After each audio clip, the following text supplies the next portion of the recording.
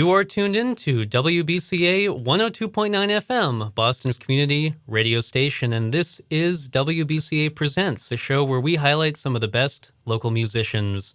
Today we're joined by Andy Connolly. Andy Connolly has a recent album, Peregrine Stanzas, as well as an upcoming show this August 8th at Willows Park at the Salem Free Music Festival. Again, that's August 8th. We're going to be talking to Andy in just a minute, but first of all, we're going to hear the track Rough Diamonds from Andy Connolly. Hit it, Ray!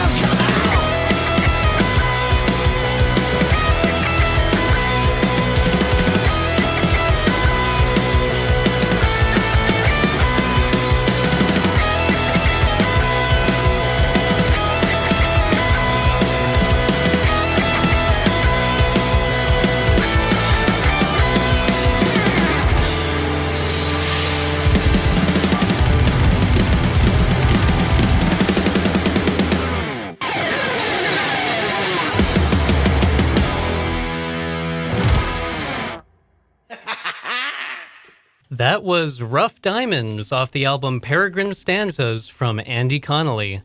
Andy Connolly's performing at the Salem Free Music Festival August 8th at Willows Park in Salem, Massachusetts, and he'll be on at noon. And we're very lucky to have Andy here to discuss his music, his show, and everything else here today. Thanks for being on the show, Andy. Tommy, hello, And how are you? This is my radio voice. How do you think? Yeah. It's sounding great. Now, I know that Yeah. you were on the radio for the first time at 22. What brought you on the radio that time? WEMF. I don't know if you guys remember them. I interviewed with there was a band I was in called Something Something Buy a T-Shirt, which was acronymed SS Bats. And me and my singer went in there for an acoustic thing there, and they played some of our stuff on the air. Yeah, about 10 years ago. Crazy. Yeah, well, it's great to have you here on WBCA to share your music. So again, we just heard Rough Diamonds, and that's the track that features Billy Sheehan of Mr. Big and the Winery Dogs, as well as Ray Luzier from Korn and formerly the David Lee Roth Band. How did that collaboration come about? If there ever was the baddest rhythm section on the planet, it's those two. I tell you what, those guys. It was already a good song, but they took it to an A triple plus, man. I do a podcast, and I interview a bunch of different musicians, and I got Billy Sheehan on there one time, and it started with him. You know, we did a few songs together, and we did one before. It came out great, and we were working on Rough Diamonds, and I wanted live drums, and going down, knowing people in Nashville, musicians are a dime a dozen. I figured it'd be a session guy. Billy, the bass player, goes, "Yeah, Ray Luzier, I think he'd be into it." I'm like, "You're kidding me. I've been listening to that guy since I was 12. You kidding me?" That'd be rad. And of course, they wound up in the music video too. So there's clips of them in that video, and they just such great guys on top of that too. So they just elevated the track to so much higher standards. They upped the game for sure. It's so great that you had those musicians that you looked up to, and then you're recording with them. Are there any? Do you think there might be future collaborations with them or other names people might know? There's been talks of us doing stuff again. It's just scheduling. Billy's in a new band at this point, and they're doing a bunch of cool new stuff. And Ray, of course, does his day job playing stadiums everywhere, which go for him. Right. That's awesome. Yeah, Madison Square Garden, or whatever. No. Yeah, but Boston Garden. Sorry. But of course, I wouldn't want to sell your skills as a musician short, because you were that great guitar that we heard on that track, and I believe that Peregrine Stanzas is your fifth album that you've released. Is that correct? Yes, sir. In what was the first solo album, 2018. So grinding away, especially during the pandemic. When you have nothing else to do, you go write and you go hunker down and you go write some tunes. You can either do that or. I tried to learn to cook. I think I did okay with that, but let's stick to the guitar stuff, know? So I definitely want to talk about your upcoming festival performance on August 8th and Peregrine Stanzas as well, but I want to take it back a little bit first and ask, how did you get interested in music? How did this become your passion in life?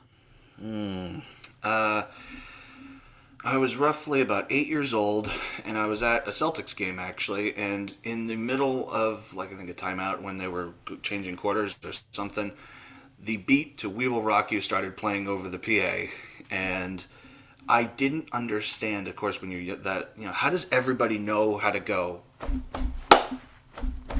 Yeah, how does everybody know that? And I went home and tried, I asked a bunch of different people, and they're, "Oh, that's Queen." I'm like, okay. So I, creatively acquired my mom and dad's stereo and Queen CD, which never really wound up back. But, and what was crazy about that, I knew there was that whole thing with the stomp, stomp, clap, but then the guitar solo came in. And I took a physical step back from the stereo, you can even meme my face right there. I was completely dumbfounded, and from there on out, I got a guitar at age 10. I worked all summer to get an electric guitar that same summer, and nothing else has changed since then, 20 plus years later. As you're saying, having a song in a crowd can really create such a great energy, and I'd imagine you're looking forward to that performance on August 8th. So do you want to talk a little bit about what people can expect from your performance at the Salem Free Music Festival? Yeah, if you've never been to the Salem Willows Park, treat yourself. It is a beautiful place. Anybody can come to that. It's a big open place. There's so many different things to do in that area. So many different bands, local artists, and so many different incredible talents, really. I will be on at high noon, 12 noon. I have a half-hour set. I'm playing solo, but there will be so many different amazing people there. We have, I keep saying we. I got some new songs I'm playing. The royal we. It's like that Ayn Rand book, you know? It's like the collective we. Just like that. But no, I got some new songs I'm playing, some I've never played before. Are they covers of the originals? You'll see. That's You the gotta question. go there. Yeah. Everybody, all welcome to come down there. So that'll be super fun. These songs have been, even though I'm playing to a track right now, we were going to do that's why I'm saying because I was going to have a rhythm section, but for another time. That'll be another time. But playing to a track is interesting because, yes, you have the track, but you push these songs into some new interesting live arrangements.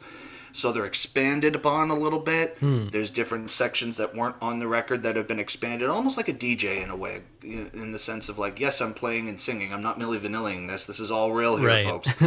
But the track is expanded upon, and there's parts in the song that are just being pushed into these cool arrangements that I hope everybody gets to see and hear. Speaking of Milli Vanilli, will there be any dance moves you're going to pull out? Oh, you know it. You know Oh, great. it. You know, I'm just going to create a whole catwalk beforehand. I'm just going to do some strutting there. Yeah. No, I'm not the greatest dancer, but you know what? I make the people dance. There you go. That's all you need. There's the difference there, you know. And again, that festival's the Salem Free Music Festival. It's going to be at the Salem Willows Band Shell at Willows Park this coming August 8th, and that's open to the public. So to get back a little bit more to how you got started in this, I have to admit, I read a little bit of your book. I read the beginning, The Bipolarian Homesick Blues, a walk through all the crooked places. Yes. And I really liked the part where you were talking about you were homeschooled for a couple of years, and then you came back in 7th grade, and music and the love of rock music was really a way that you were able to bring people together and make friends. And do you want to talk a little bit about that and how music can bring people together? You know, it was not just the rock and roll. It was so many different cultures, and I call them neighborhoods because really it feels like different neighborhoods of music and culture to begin with. The middle school I went to was a bilingual school, English and Spanish, and so many of different, world beat, reggaeton, and bachata, and all these different genres. And then the heavy metal kids were over there, but they weren't just separated. We're all talking and we're all, getting together, and that was really a unique time. And so many good people I remember, and actually, unfortunately, if local people remember Trooper Trainer who passed, he was in our school for that, and I grew up with him. So it was tough, but you know what? So many good memories of all those kids, and hope they're all doing well. If any of them are listening to the show on WBCA 102.9, do you have any message for your classmates? Thank you for tolerating the volume.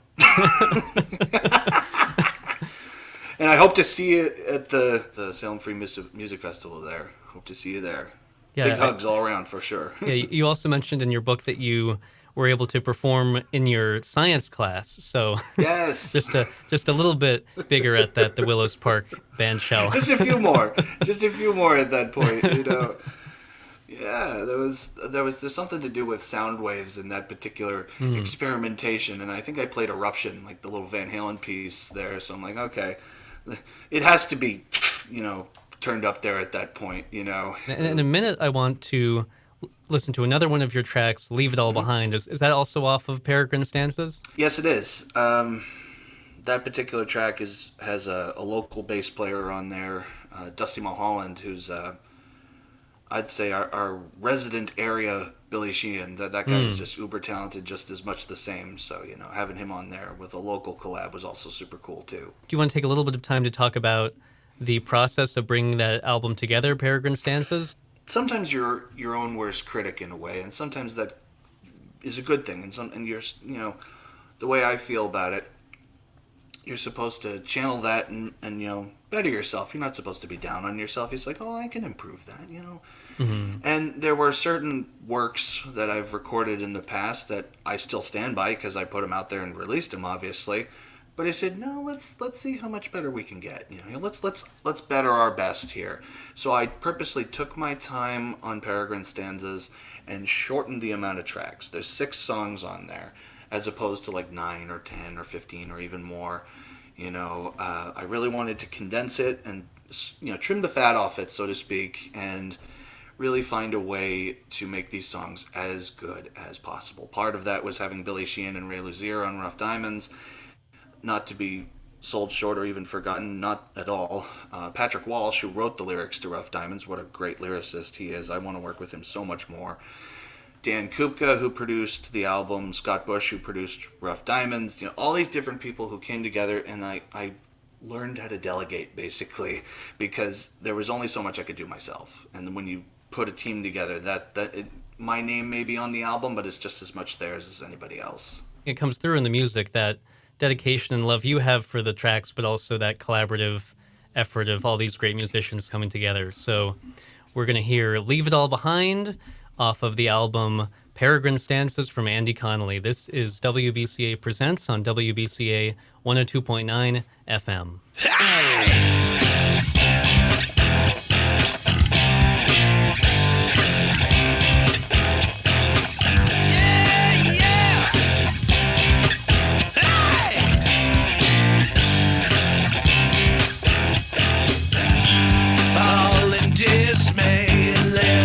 Disarray, feeling like I can't move on.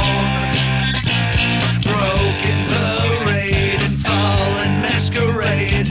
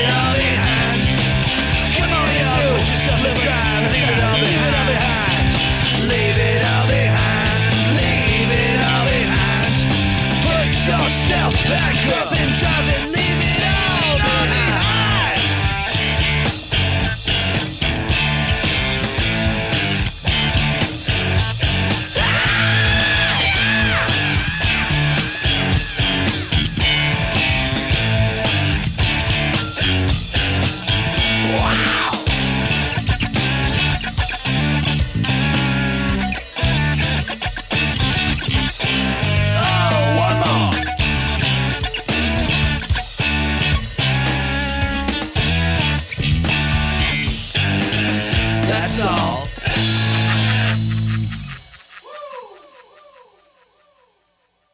You are tuned in to WBCA Presents on WBCA 102.9 FM, Boston's community radio station. I'm your host, Tommy Shenefield, joined today by Andy Connolly. You just heard Andy's track, Leave It All Behind, off the album Peregrine Stanzas. And that was Andy absolutely shredding it on the guitar there. That was a great song. First of all, I want to let people know you're performing at the Salem Free Music Festival August 8th, in case they just joined during that song break. But to get back to the song that was called Leave It All Behind, was there a certain thing that inspired that song, something that you wanted to leave behind, or just more of a feeling? Kind of both. It's just, you're getting fed up with certain things that you feel like you're getting stuck with over and over and over again. It's like, oh man, I can't believe I fell for that again, or whatever that is in your life, So it's crystallizing that into a feeling in a song, and there it is, and something that feels very driving. The lyric video for that actually is like from the hood of a car driving through all traffic and stuff, and like stop motion stuff, and that was the feeling for it. So, and that was basically it, though. Having that scream at the end, I'm so pleased with myself. I'm just got to say that I hit that note in key. That was no pitch correction. That was no auto tune. That was all me. And it was so great because when I got to do a listening party with a couple of friends, and you and I's mutual friend there, Tommy, Cliff, the best line I've ever heard about that song, and the greatest compliment came from him, and he hears that scream and he just goes, "Wow, Andy, what'd you get possessed by Steven Tyler?" You never know. Maybe, but I just thought that was great. That's one of my favorite songs too. Great live song too. I know that you're a fan of trains as well, and in that song, it was leaving it all behind in a car, but do you also like to leave it all behind on the train sometimes? Well, a lot of that, to me, that was my first real obsession as a kid, and particularly old school, like pre-World War II steam locomotion. Like the steam technology really is fascinating to me. The technology-wise, the vibe it gives, and the soul it has. There's no soul in a modern conventional diesel locomotive. As far as I'm concerned, it's just as much soul in those old blues riffs that are kind of similar to those bluesy riffs in Leave It All Behind. It's very, even the chugging motion of the guitar can be likened to the connecting rods of that kind of any rhythmic thing like that. To me, really seems to be, it all relates to me, and it's putting it all together and making something creative out of it is, thinking outside the box, really, is what it's all about for me. Yeah, that's interesting to think about that relationship between a train. I mean, you can call you have a music track and you have train tracks, so there's definitely something there. Yeah, for real. Yeah, do you have any dream trips you want to take? Have you ever been cross country on a locomotive or something? I have a buddy who works out in the Colorado Railroad Museum, and those trips out there, like Durango Silverton or Cumbres and Toltec, are among my two favorites. Like Colorado, New Mexico area. Oh my goodness! Just seeing the photos is like, that's just a regular photo off of somebody's phone is like, postcard worthy. It's gorgeous out there, and that's one of my big ones for sure.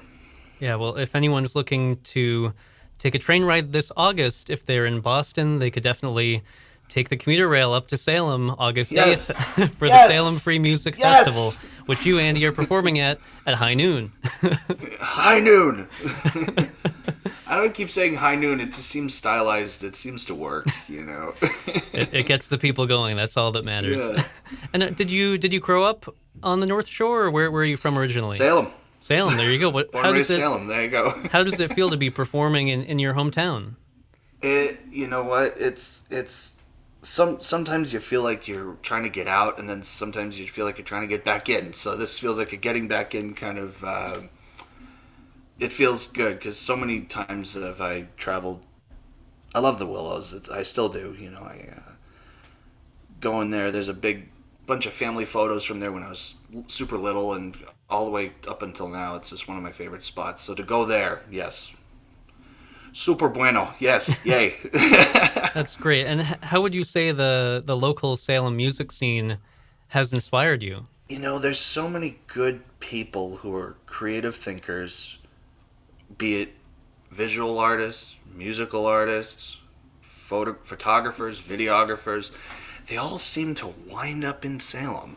It's almost like Musicians Row, but in Salem. A creative row, if you will.